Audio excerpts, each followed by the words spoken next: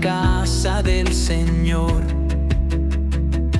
a esta familia de amor y bendición. En Sayula, con fe y alegría, nos recibe el Padre con gran compasión. Creyendo en Jesús encontramos la verdad. Él nos da la vida eterna en su... Ahora sí vamos a el tema del día de hoy, el misterio de la piedad. Como lo mencioné hace 8 días, y vamos a continuar con este tema. Vamos a abrir nuestras Biblias en 1 de Timoteo capítulo 3. El apóstol Pablo escribe esta carta a Timoteo, uno de sus alumnos, su discípulo, el cual recibió, a lo menos lo que tenemos, 2 cartas de parte del apóstol Pablo. En esta primera carta, el apóstol Pablo le dice a Timoteo: yo quiero ir a verte, quiero estar ahí contigo, pero si tardo, quiero que veas y sepas cómo debes de conducirte en la casa de Dios. Y algo importante que dice la Escritura, y que muchas veces nosotros lo hemos olvidado. 1 de Timoteo capítulo 3.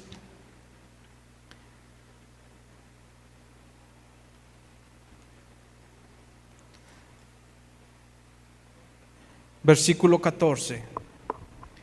Dice el apóstol Pablo: esto te escribo, aunque tengo la esperanza de ir pronto a verte, para que si tardo sepas cómo debes conducirte en la casa de Dios, que es la iglesia del Dios viviente, columna y baluarte de la verdad. Me detengo aquí tantito. ¿Qué es la iglesia según lo que dice el apóstol Pablo? Primero menciona que la casa de Dios es una iglesia. La casa de Dios es la iglesia del Dios vivo o viviente. No es la casa de un Dios muerto, ¿sí? La iglesia es la casa de un Dios que está vivo, no de un Dios muerto. Y esa iglesia, dice aquí, tiene que ser columna y baluarte de la verdad. Columna y baluarte de la verdad. Y esto muchas veces parece que se ha olvidado de lo que es la iglesia. Muchas veces vemos la iglesia como un lugar donde, pues nomás vamos a reunirnos, nomás vamos a pasar un tiempo bonito, vamos a cantar, a escuchar de la palabra y salgo y ya. No, la iglesia, la cual somos cada uno de nosotros, somos miembros de esta iglesia, somos columna y baluarte de la verdad. Y somos el templo, la casa de un Dios viviente, no de un Dios muerto. Esta es la diferencia de las religiones. Ellos tienen muchas veces dioses muertos. Nosotros tenemos a un Dios vivo, a un Dios que verdaderamente nos va a explicar más adelante de qué trata este misterio de la piedad, la verdad profunda de la manifestación de Dios. Versículo 16 dice: e indiscutiblemente grande es el misterio de la piedad.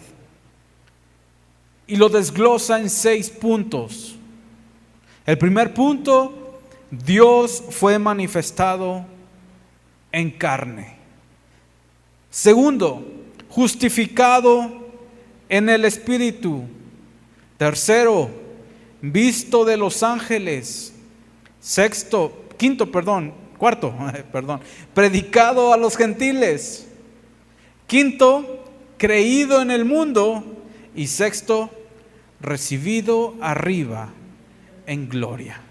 Este misterio, dice aquí, es el misterio de la piedad. Otras versiones dicen el misterio de nuestra fe el misterio de nuestra creencia. En otra versión, de hecho la versión católica dice el misterio de nuestra religión. Es 6 puntos muy interesantes, muy importantes, y que muchas veces lo leemos y nunca le damos la importancia que tiene. Este versículo, así como otros, es muchas veces mal interpretado. Muchas veces es mal desarrollado y explicado. Y el día de hoy, con la ayuda de Dios y del Espíritu Santo, vamos a aprender qué es lo que realmente el apóstol Pablo nos quiere decir con este tema del misterio de la piedad. ¿Qué es un misterio? Algo que o no ha sido revelado o ya es revelado. ¿Sí me explico?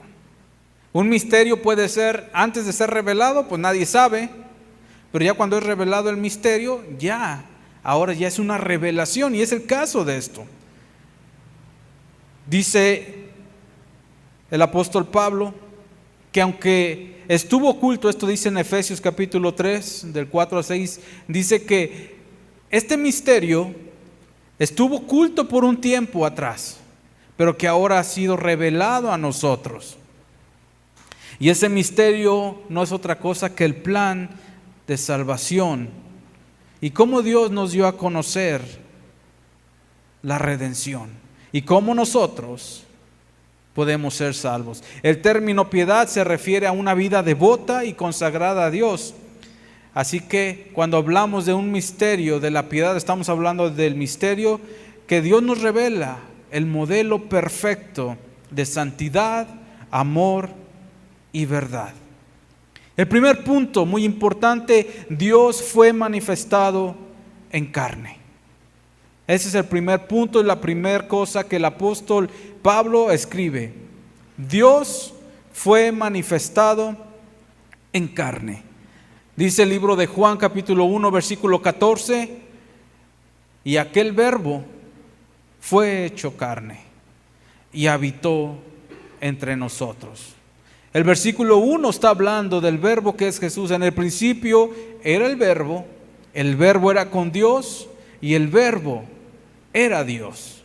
Pero ese verbo que estaba con Dios y era Dios, más adelante en el versículo 14 que acabo de mencionar, nos dice que Él se hizo ¿qué? Carne.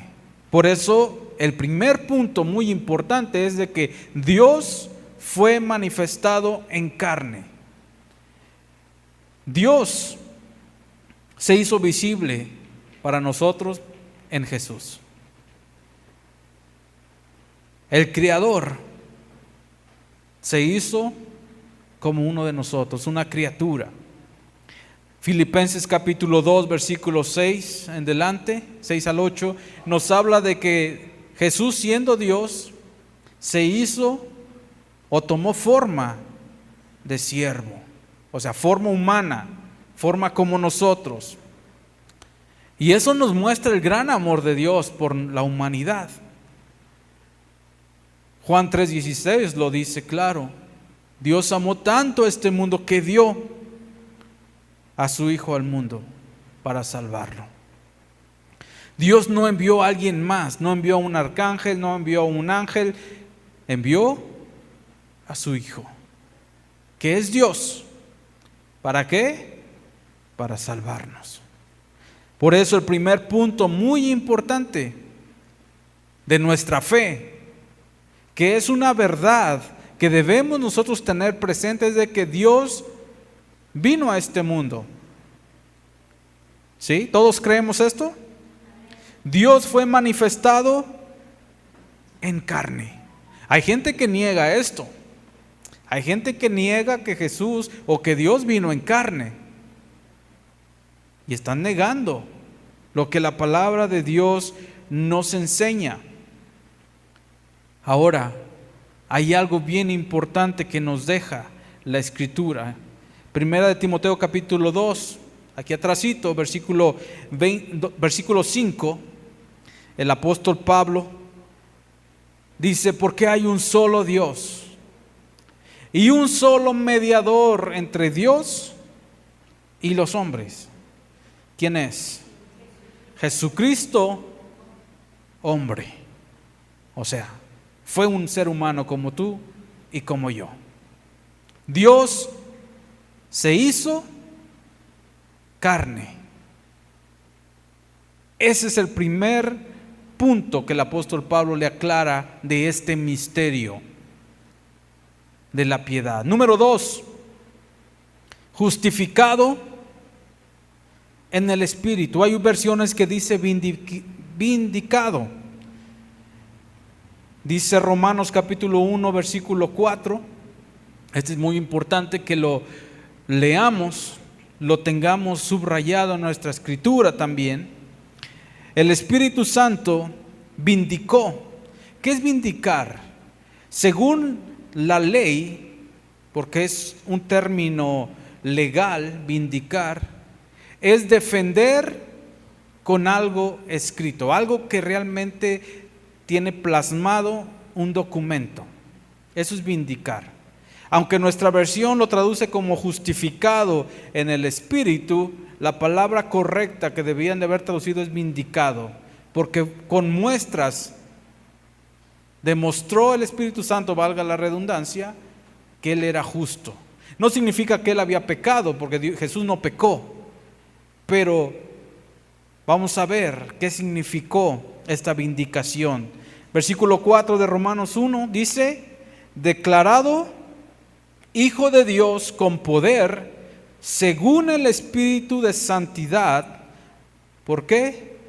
Por la resurrección de los muertos, de entre los muertos. Jesús resucitó de los muertos y el que lo resucitó fue el Espíritu Santo. Y con esto dio testimonio el Espíritu Santo, lo declaró Hijo de Dios con poder. Justificado por el Espíritu. Ese es otro de los misterios, o dentro del misterio, el segundo punto. Aunque los hombres acusaron a Jesús y lo condenaron, el Espíritu Santo lo declaró justo.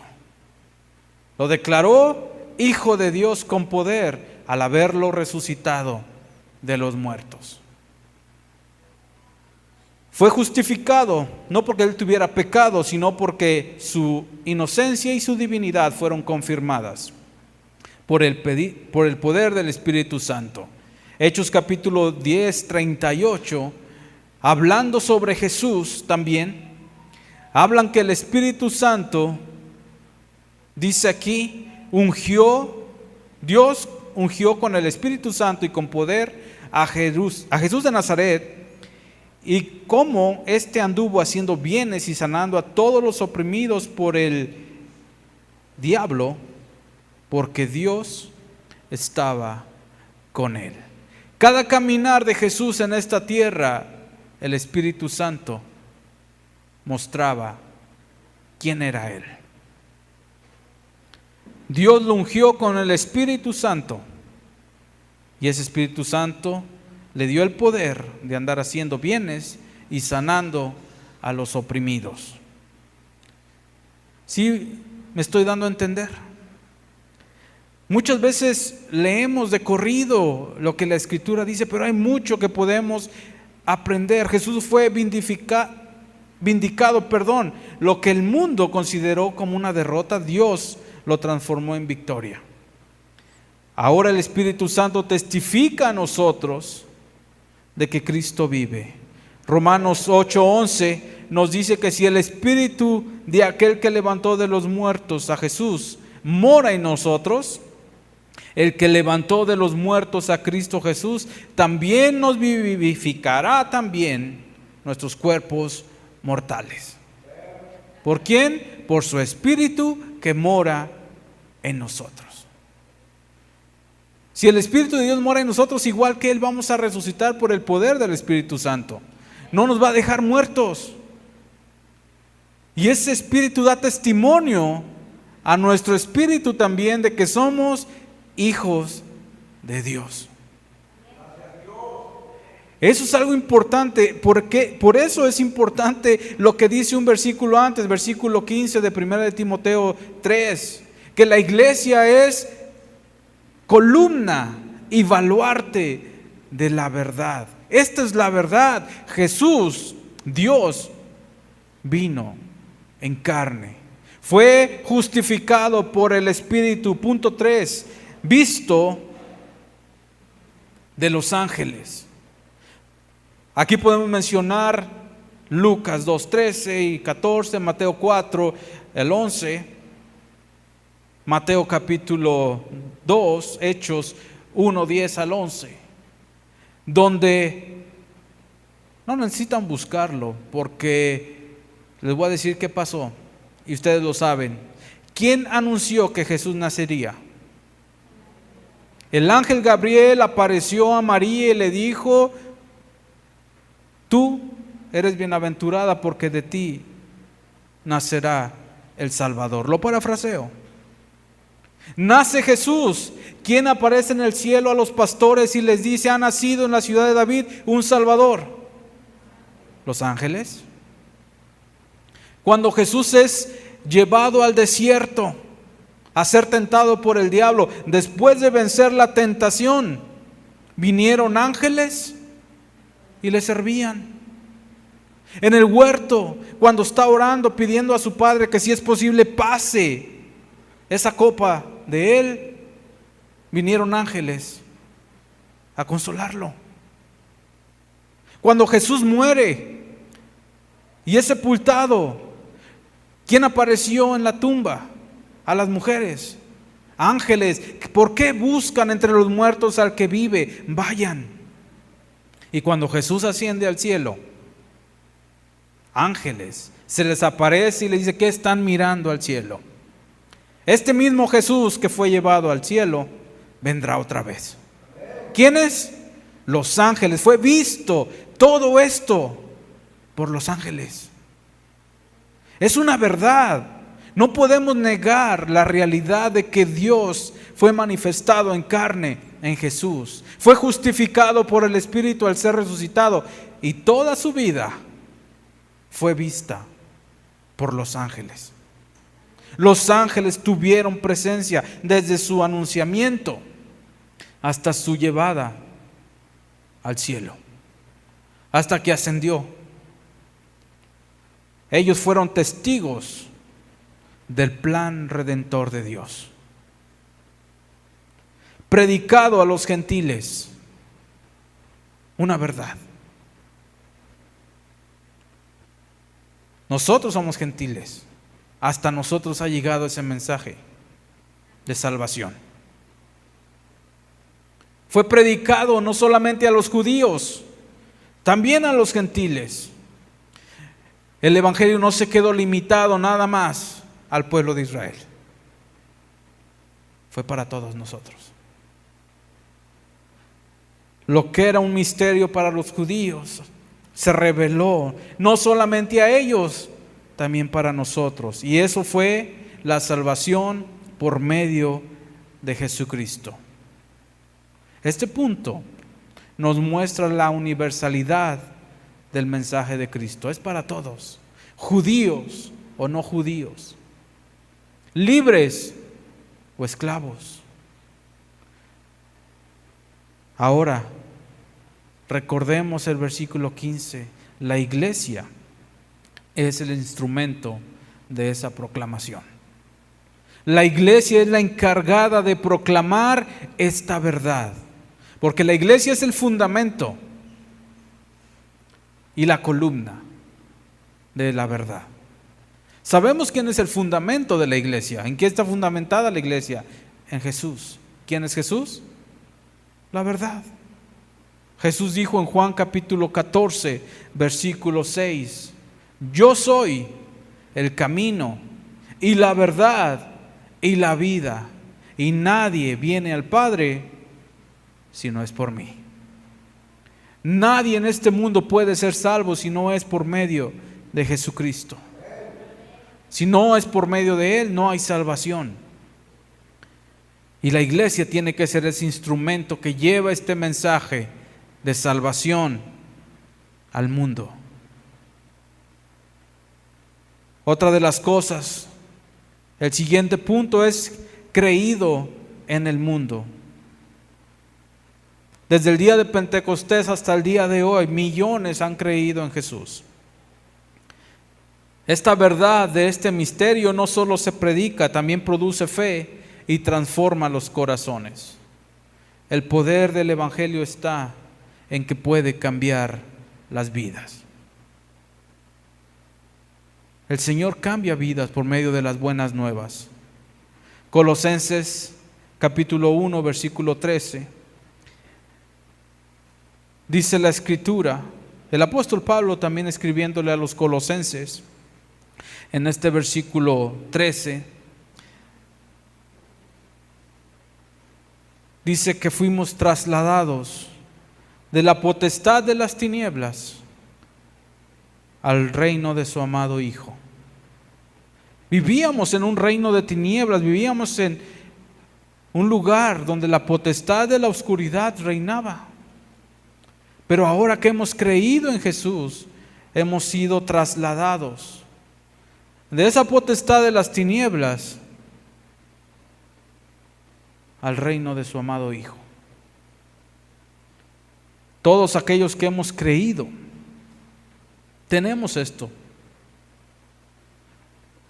Tenemos vida. Amén. Tenemos una vida abundante porque hemos creído en Él. El último punto, recibido arriba en gloria. Después de cumplir Jesús su misión, ascendió al cielo y se sentó a la diestra del Padre. Y viene otra vez. Así culmina este misterio revelado por el apóstol Pablo. En Romanos 8:34 dice que intercede por nosotros también. Jesucristo no solamente venció la muerte, fue glorificado. Su ascensión también nos garantiza a nosotros la esperanza de una vida eterna. En Juan capítulo 14, versículos 2 y 3, Jesús les dice a sus discípulos: en la casa de mi Padre muchas moradas hay. Si no fuera así, yo se los diría, pero voy a ir a prepararles un lugar para que donde yo estoy, ustedes también estén. Es una certeza. Él ascendió, sí, lo vieron irse, pero fue a preparar un lugar para ti y para mí, para todos aquellos que hemos creído en Él. Amén. El misterio de la piedad no es solo una verdad teológica, es una realidad viva. Dios vino. ¿Por quién? Por nosotros. Jesús dijo: el Hijo del Hombre ha venido a buscar y a salvar lo que se había perdido. ¿A qué vino Jesús? El Hijo de Dios, Dios mismo hecho carne por nosotros, a salvarnos. El Espíritu Santo lo confirmó ¿con qué? Con señales, con prodigios, con maravillas, con resucitarlo de los muertos. Los ángeles pudieron contemplarlo. Desde un inicio hasta el final, las naciones han escuchado este mensaje. El mundo ha creído, aunque no todos, pero muchos han creído. Y el cielo lo recibió. Y lo esperamos de allá. Cada creyente, esto es para nosotros el día de hoy, cada uno de nosotros está llamado a reflejar esa piedad y ese mensaje declarado. Cristo nos salvó a nosotros, nos amó tanto el Padre que envió a su Hijo. Efesios capítulo 1, versículo 4 al 5. Una carta que nos habla muchas cosas tan interesantes para todos aquellos que permanecemos en Dios.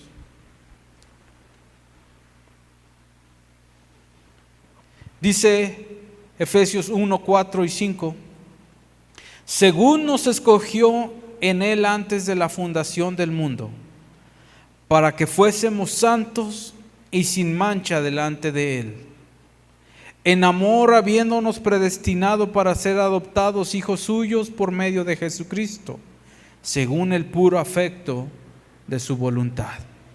Vemos cómo el Padre, desde antes de la fundación del mundo, sabía quién iba a creer en Él y los guardó, los predestinó, dice aquí, para ser adoptados también como sus hijos. ¿Por medio de quién? Por medio de Jesucristo. El Hijo se encarnó, murió y resucitó. Siguiente libro, Filipenses capítulo 2, versículos 6 al 11. También es el apóstol Pablo quien nos escribe y nos habla de esta humillación y exaltación de Jesús. Dice el versículo 6, el cual, hablando de Jesús, siendo en forma de Dios, no estimó el ser igual a Dios como cosa a que aferrarse, sino que se despojó a sí mismo, tomando forma de siervo, hecho semejante a los hombres. Y estando en la condición de hombre, se humilló a sí mismo, haciéndose obediente hasta la muerte, y muerte de cruz. Por lo cual Dios también le exaltó hasta lo sumo, y le dio un nombre que es sobre todo nombre, para que en el nombre de Jesús se doble toda rodilla de lo que está en los cielos y en la tierra y debajo de la tierra, y toda lengua confiese que Jesucristo es el Señor, para gloria de Dios Padre. Jesús toma forma de hombre. Jesús es el Verbo que se hizo carne. Ese nombre fue dado por un ángel también. Jesús, que significa Salvador o el que salva. El Espíritu Santo vindica, capacita también ahora a nosotros y nos convence. Romanos capítulo 8, versículo 11, nos habla precisamente de lo que hace el Espíritu Santo en los creyentes. Lo que el Espíritu Santo obra en nuestras vidas. Dice, versículo 11 de Romanos, y si el Espíritu de aquel que levantó de los muertos a Jesús mora en vosotros, el que levantó de los muertos a Cristo Jesús, vivificará también vuestros cuerpos mortales por su Espíritu que mora en vosotros. Ahora también el Espíritu Santo, así como con Jesús, mora en nosotros. Amén. Vemos aquí la obra completa de Dios. Hace 8 días aprendíamos sobre que Dios es uno, pero no como una persona nada más, sino como una unidad. Y en ese plan perfecto, en esa unidad perfecta, vemos a Dios enviando a su Hijo salvándonos y al Espíritu Santo justificando y vivificándonos a nosotros que hemos creído en Él. Amén. ¿Es claro este misterio para nosotros? Un misterio revelado para que cada uno de nosotros con confianza, con certeza, hable, porque la iglesia es columna y baluarte de la verdad. Y por eso estamos aquí, para hablar de la verdad de este misterio. Terminamos con Colosenses capítulo 1, versículos 25 al 27. La última parte del versículo 25 es lo que quiero tomar.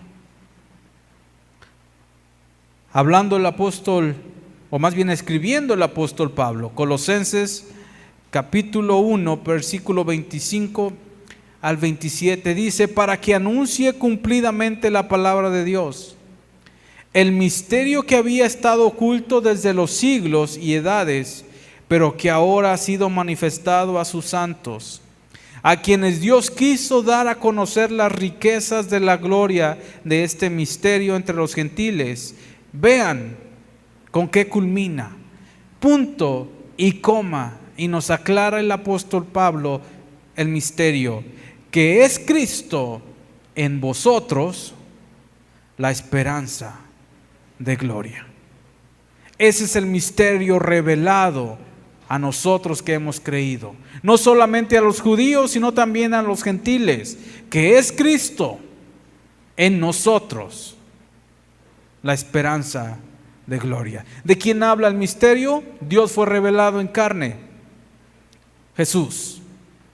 ¿Quién fue justificado por el Espíritu? Jesús. ¿Quién fue visto por los ángeles? ¿Quién fue predicado a los gentiles? ¿Quién fue creído por el mundo? ¿Y quién fue recibido arriba en gloria? Jesucristo. Cristo en nosotros es la esperanza de gloria. Amén. Denle un aplauso fuerte al Señor, porque Él nos ha dado vida y nos ha salvado. Vamos a orar. Padre, te damos gracias, Señor, por tu palabra. Esta verdad revelada en este misterio para nosotros. Tú eres en nosotros la esperanza de gloria. Te damos gracias por amarnos tanto y por salvarnos, por darnos vida al creer en ti. Gracias por haber venido. Sin ti estaríamos sin esperanza en este mundo, pero ahora contigo, Jesús, tenemos esperanza, una esperanza de gloria, y que un día estaremos contigo por la eternidad. Te damos gracias por salvarnos, gracias por librarnos. Pido que perdones nuestros pecados. No somos perfectos, pero tampoco con esto nos justificamos.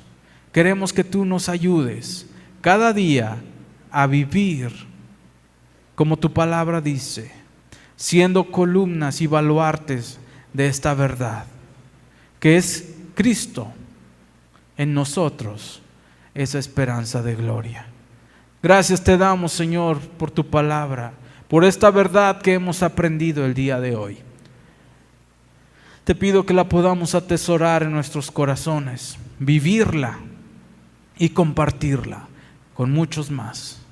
En el nombre de Jesús te damos gracias y pedimos por nuestros hermanos en todo el mundo, que tú los afirmes, los fortalezcas, los establezcas hasta tu venida, Señor. A ti sea la gloria por los siglos de los siglos. Amén. Amén. Creyendo en Jesús encontramos la verdad. Él nos da la vida eterna en su gran bondad. Con brazos abiertos nos invita a caminar junto a Él siempre en su amor. Creyendo en Jesús encontramos la verdad.